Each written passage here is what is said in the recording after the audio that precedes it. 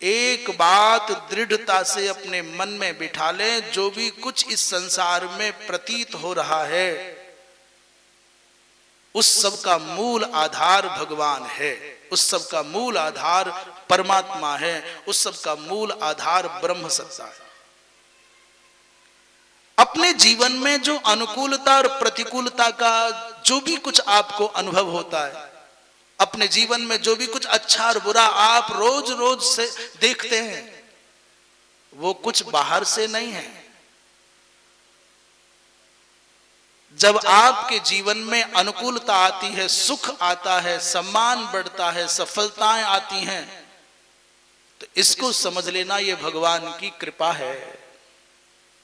और जब आपके जीवन में प्रतिकूलता आवे, असफलताएं आवे, असम्मान आ जाए, परेशानियां बढ़ जाएं, तो समझ लेना ये भगवान की इच्छा है। और भगवान केवल भगवान की इच्छा ही मात्र नहीं, ये आपके धैर्य की परीक्षा है, ये आपकी भगवान निष्ठा की परीक्षा है। ये आपने आज तक कितना भगवान पर विश्वास किया है, आप कितना भगवान को अपना मानते हैं, उस धारणा की, उस ध्येय की, उस धैर्य की परीक्षा है।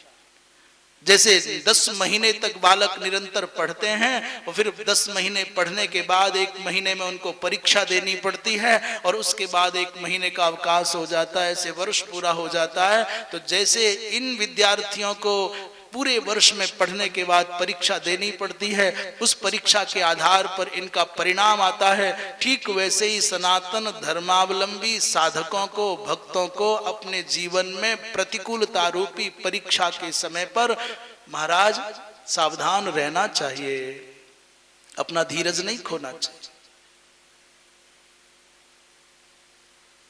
उस समय व्यक्ति को सावधान होना चाहिए और दृढ़ता से भगवान के चरणों में लग जाना चाहिए, भगवान की स्मृति में डूब जाना चाहिए, उपासना में डूब जाना चाहिए। क्योंकि संसार की प्रतिकूलता केवल आती ही आपकी परीक्षा के लिए है, आपकी आस्था की परीक्षा के लिए, आपकी निष्ठा की परीक्षा के लिए, आपके हृदय की भावनाओं की परीक्षा के लिए, आपका भगवान पर कितना विश्वास हुआ उसकी परीक्षा के लिए प्रतिकूलता आती है।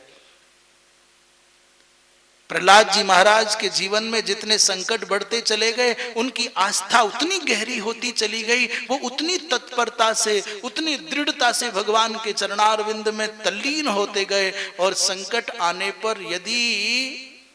माला छोड़ दिए होते,